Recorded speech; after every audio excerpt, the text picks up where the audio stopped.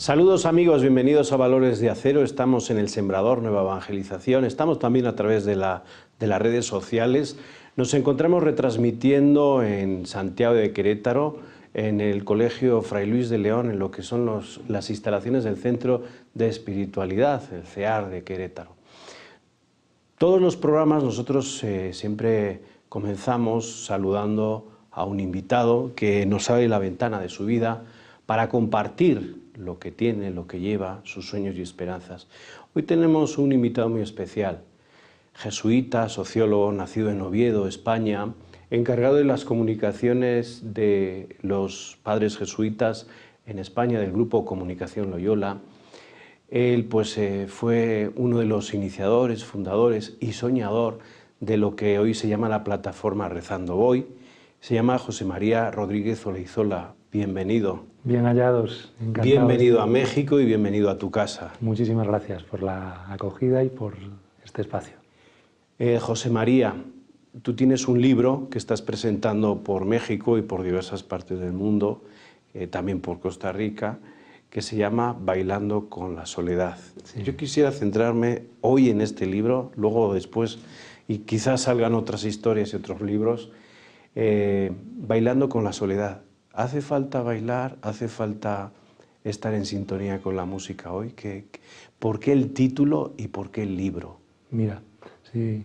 O sea, el título que es Bailar con la Soledad, porque yo creo que una metáfora muy bonita de la vida es que la vida es baile. Lo digo siempre, o sea, porque me parece que es una metáfora que ayuda a expresar muchas cosas, que bailamos a veces solos, a veces con otros, a veces el baile es tranquilo, a veces es hasta melancólico, otras veces es desenfrenado y alegre y bullicioso, pero como que esa idea de que la vida es baile, ¿no? Y a veces, bueno, con sus descansos en el medio.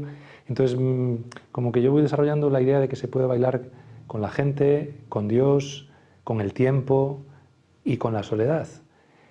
La verdad que el libro surgió porque hace unos años me pidieron dar una charla sobre el tema de la soledad a un grupo, una comunidad religiosa, ¿no? Una especie de espiritualidad de la soledad.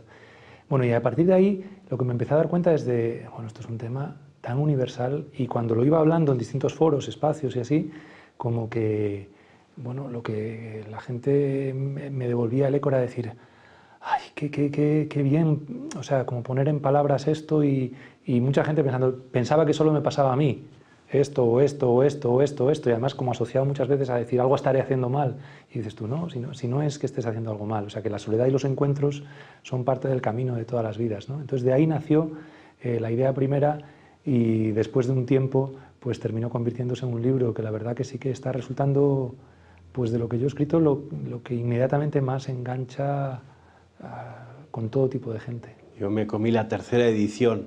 Pues ayer salió la séptima. O sea, ya la séptima, sí. Madre mía. Bailando con la Soledad habla a través de, pues surge de un grupo de religiosas. ¿Es buena la soledad? Tú pones en el libro, ¿es buena la soledad? O sea, yo creo que no hay que, ni buena ni mala, es parte de la vida. Entonces hay una soledad mordiente que te hiere, que te descoloca, que cuando dices me siento solo, lo que estás diciendo es no me quiero sentir así, y de alguna manera pues hay que intentar evitar que eso se convierta en un sentimiento que te aplaste. Entonces en ese sentido, cuando la soledad es esto, que es un desierto y que es algo que te amarga y que te puede y que te paraliza, entonces no se puede decir que sea buena.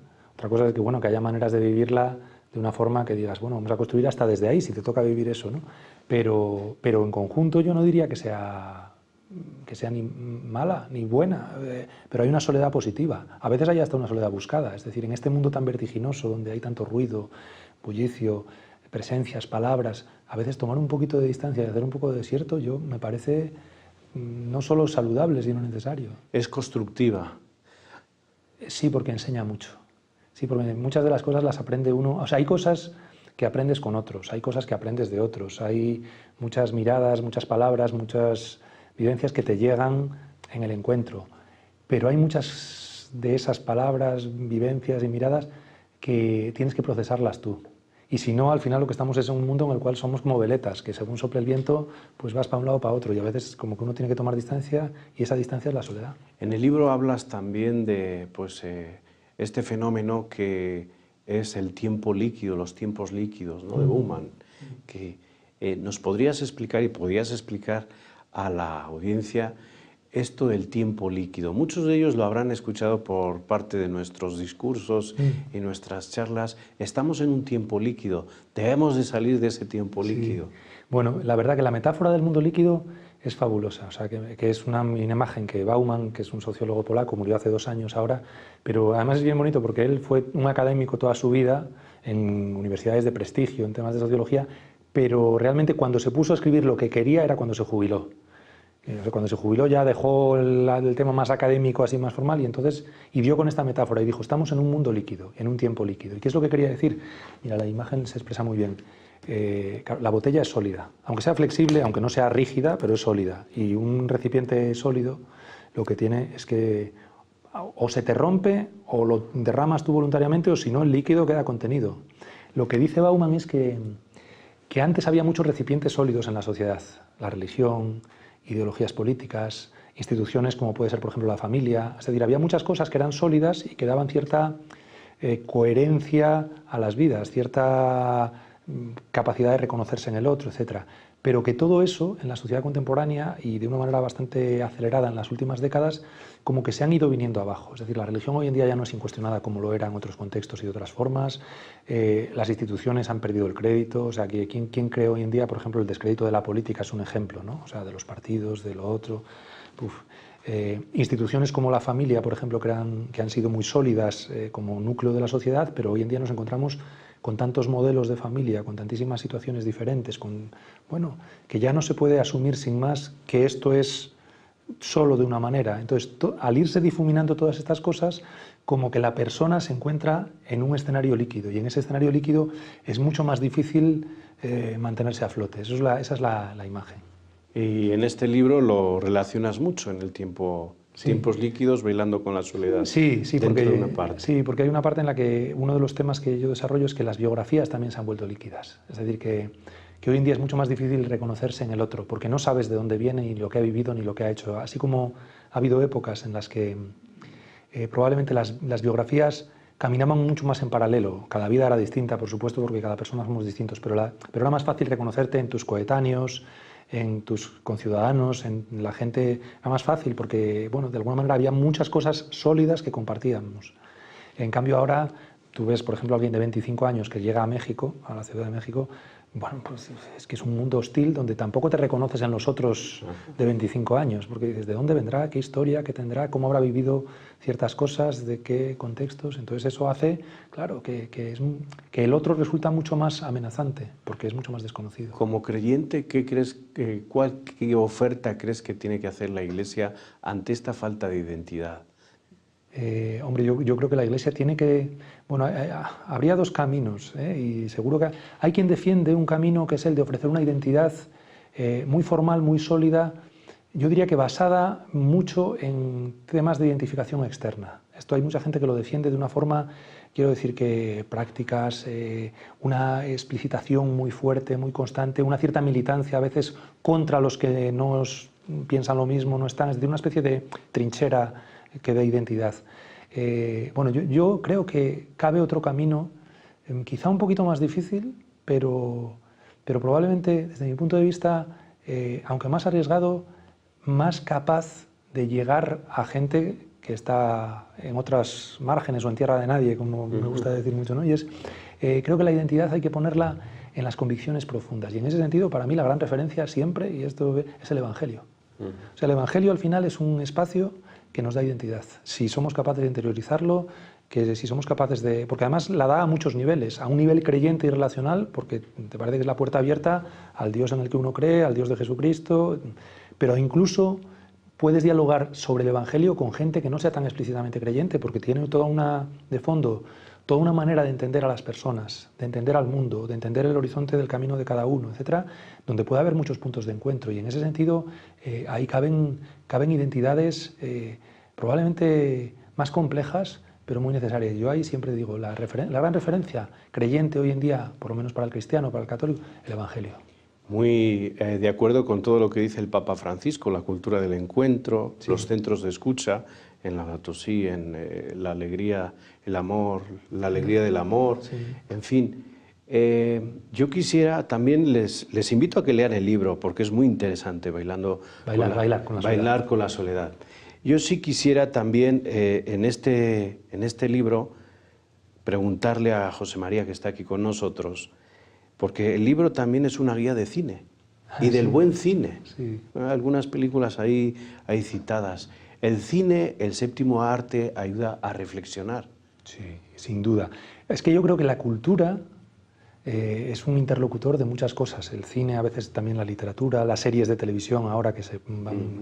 Entonces, yo creo que lo bonito es que mucho de lo que ves, también tú como espectador no eres un espectador pasivo que tomas lo que te echan y ya está, sino que uno interpreta, y entonces caben muchas claves de lectura. Entonces yo, por ejemplo, en el libro cito muchas películas en las cuales la música es una parte importante, incluso el baile es una parte importante, y entonces voy convirtiendo esas escenas de baile, que incluso he optado por algo que yo creo que ha salido bien, bueno, no sé si está bien que lo diga yo, pero ha salido bien, que es que notas de página, en lugar de ser citas de libros, son vídeos de YouTube, que pueden acompañar la lectura, es decir, de golpe, pues esta escena, que si no lo ves no pasa nada, pero si la ves, pues de golpe enriquece, ¿no? Entonces, yo creo que muchas veces cuando uno ve una película, cuando sigues un guión, cuando ves una historia, caben tantas claves de lectura, y en ese sentido el cine nos habla del mundo en el que vivimos, de la cultura contemporánea y del ser humano, y todas esas cosas a la vez.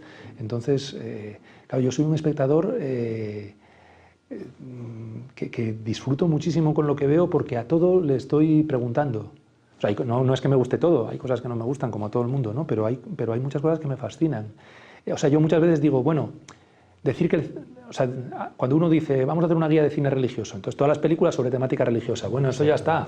Pero digo, no, pero a mí me gusta buscar lo religioso en películas que no tienen nada que ver con la religión. O sea, la trascendencia, el encuentro, la comunidad, el amor, no sé... El arte, ¿no? Porque es un arte, un séptimo arte, le decimos.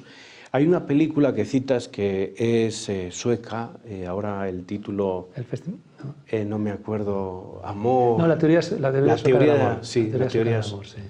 ¿Qué te dice esa película? Porque haces una buena crítica. Bueno, es una película documental muy reciente, que partieron de la constatación de un hecho, ¿no? Y es... Claro, Suecia se supone que es una de las sociedades más avanzadas, más progresistas, el norte de Europa, que es un norte económicamente muy estable, donde hay mucha igualdad, donde hay muchas cosas, y en Suecia es de los primeros países donde pues todo este mundo de la difuminación de los lazos sociales, por ejemplo, de la familia y todas esas cosas, pues antes empezó a, como de alguna manera, bueno, que cada quien haga lo que quiera, ¿verdad? Esta era la mentalidad. Bueno, pues lo curioso es que hace unos años constataron, ahora recientemente ya, en el siglo XXI, que 1 de cada 4 suecos moría en soledad, sin nadie que le acompañase, sin nadie que le acompañase en el hospital, es decir, que la vida también, cuando los lazos se difuminan tanto, cuando los lazos se vuelven tan frágiles, cuando tienen tanto que ver con la propia conveniencia o lo que te apetece y no tanto con el compromiso o instituciones que a veces sostienen proyectos comunes y todas estas cosas, claro, lo que se ha visto es que la realidad es que, claro, que sí, que uno gana mucha libertad, pero también puede ser que por el camino pierdas mucha capacidad de encuentro. Y entonces el reportaje era un poquito sobre eso, y impresiona, claro, impresiona verlo. Muy bien, me están diciendo que ya estamos preparados para dar paso al equipo de Resumen AR. Vamos con ellos y enseguida volvemos aquí a Valores de Acero.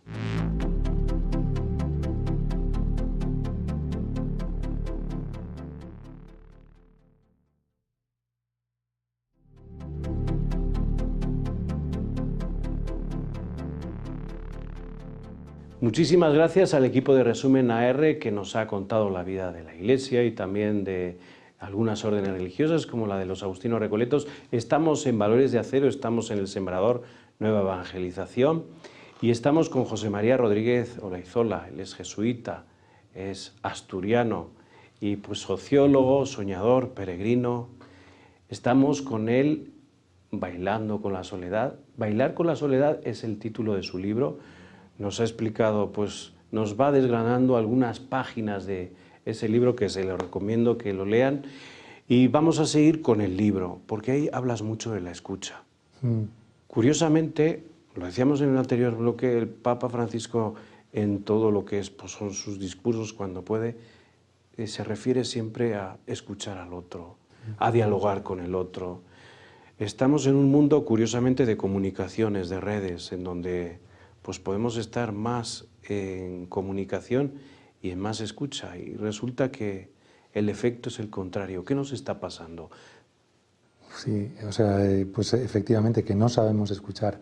O sea, yo una de las cosas que me di cuenta es de que, y además hablando con muchas personas sobre este tema, que cuando hablamos de soledad, cada uno hablamos de cosas distintas. Es decir, podemos decir me siento solo y no estamos diciendo lo mismo. O sea, a lo mejor yo estoy diciendo una cosa, quien tengo a mi lado está diciendo otra. Es decir, entonces, como que lanzarse demasiado pronto a dar consejos es equivocado. Es decir, cuando alguien te dice me siento solo y ya inmediatamente empiezas, bueno, pues yo cuando me siento solo, bla, bla, porque a lo mejor no te está hablando de lo mismo.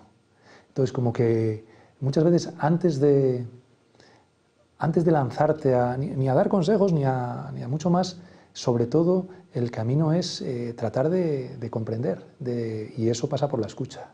O sea, y entonces ahí hay toda una parte que tiene que ver con, bueno, tu vida, o sea, asomarme a tu vida, no contarte la mía, sino asomarme a la tuya, ¿no? Y esto también, una de las cosas que desarrollo bastante es que esta paradoja que se dice mucho, ¿no? De que estamos en la sociedad de la hipercomunicación, de los medios de comunicación, de las redes, donde estamos, tenemos el mundo a tiro de bolsillo y sin embargo cada vez la gente se siente más incomunicada. Y es verdad que las redes, que a mí me parecen un vehículo muy bueno, es decir, yo las uso mucho y me parece que todo lo que puedan aportar, bien utilizadas, pues bendito sea, ¿verdad? Pero van generando en muchos ámbitos y en mucha gente y en muchas dimensiones de la vida colectiva una dinámica de una agresividad tremenda en la cual no hay diálogo, solo hay monólogos superpuestos, ¿no? Entonces la gente no escucha lo que dice el otro, sino lo utiliza como excusa para lanzar los discursos de siempre. Entonces esto se ve cada vez que hay una polémica, por ejemplo, no hay quien tienda puentes, o hay muy poquita gente que tienda puentes. Lo que hay es gente que toma partido. Y la gente que toma partido nunca escucha a quien opina desde el otro lado, o si escucha solo para rebatir. Pero eso es una escucha demasiado insuficiente porque no hay encuentro. Hablando del encuentro y de la escucha, tú estás en un país en donde están recibiendo pues, muchos migrantes, inmigrantes africanos, y aquí estamos pues igual, ¿no? Con gente que comparte el sueño americano de ir a los Estados Unidos.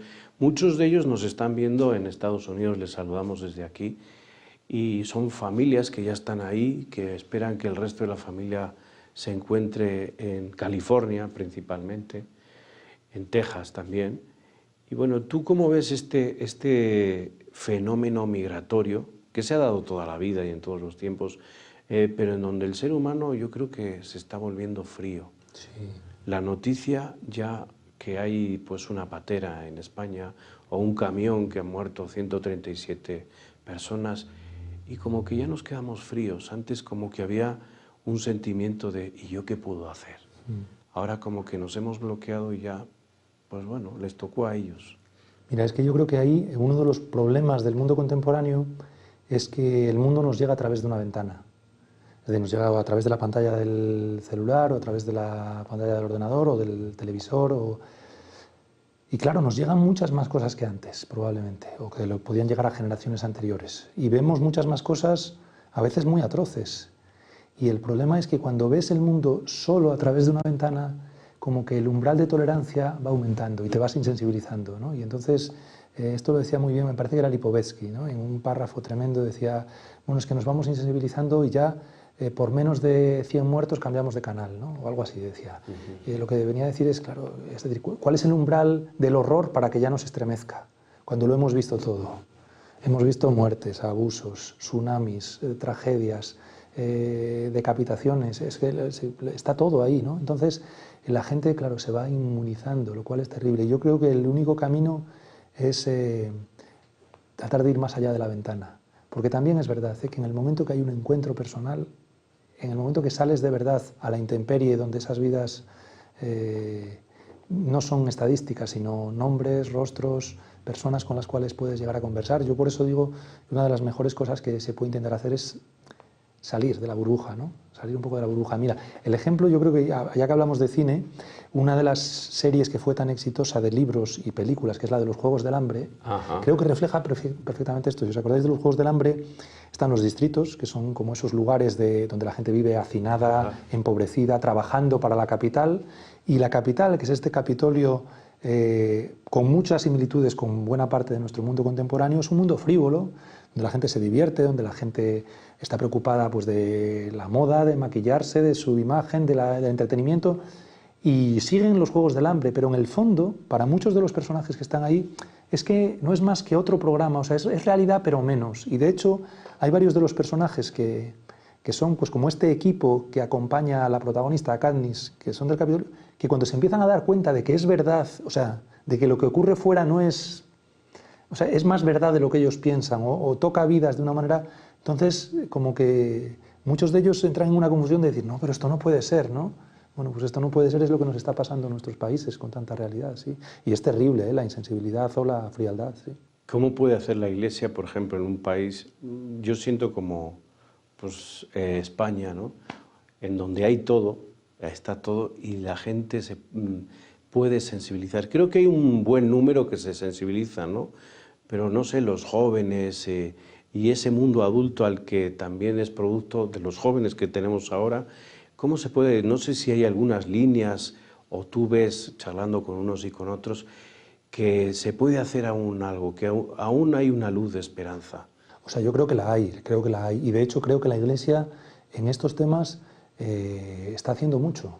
O sea, puede hacer más probablemente, o podemos hacer más probablemente, pero la Iglesia, digo, yo lo he visto en España, lo he visto en México, en lugares en los que he ido pasando, o sea, las instituciones vinculadas a la Iglesia que se convierten de alguna manera, por una parte, en faro, o sea, en espacio de acogida, en una isla un poquito de humanidad, donde recordarle a la gente, o sea, donde recordar a quien está emigrando en condiciones durísimas, que son dignos de respeto, o sea, que lo son, aunque en muchos casos les estén tratando de maneras infames. Y recordarle a otra gente que no se puede ser ciego ante la realidad de nuestros hermanos. Y yo creo que esto la Iglesia lo está haciendo, institucionalmente lo está haciendo porque está teniendo instituciones, yo creo, y un nivel de compromiso enorme, de instituciones, de diócesis, de muchísimos laicos entregados, religiosos, o sea, que yo creo que la Iglesia en ese sentido es de los temas transversales, o sea, que prácticamente, no voy a decir todo el mundo, porque también te encuentras a veces como planteamientos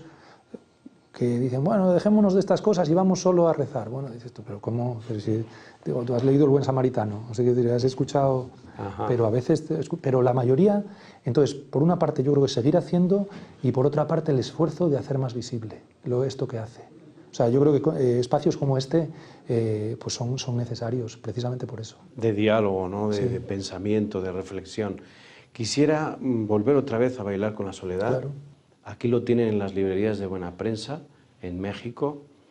En Bailar con la soledad, yo me acuerdo, me salía lo del Ministerio de la Soledad que estaban diseñando en el Reino Unido. Sí. O sea, ya crear una secretaría de Estado para que se ocupe de la gente sola. Sí, de hecho, o sea, primero se pensó en, o sea, la primera ministra, Theresa May, habló o lanzó, no sé si fue un globo sonda, de la posibilidad de convertirlo en un ministerio, o sea, una ministra o un ministro de la soledad. Luego al final se terminó convirtiendo eso en una dirección general o una secretaría de Estado. El enfoque en este caso está más restringido, porque como digo, la soledad es muy amplia y toca todas las vidas, pero el enfoque más restringido es sobre todo orientado a la gente mayor, porque el gran problema que se están encontrando estas sociedades, era el caso de la teoría sueca del amor, pero que se va viviendo cada vez en más lugares, es la gente que llega a una edad mayor sin un núcleo familiar de apoyo.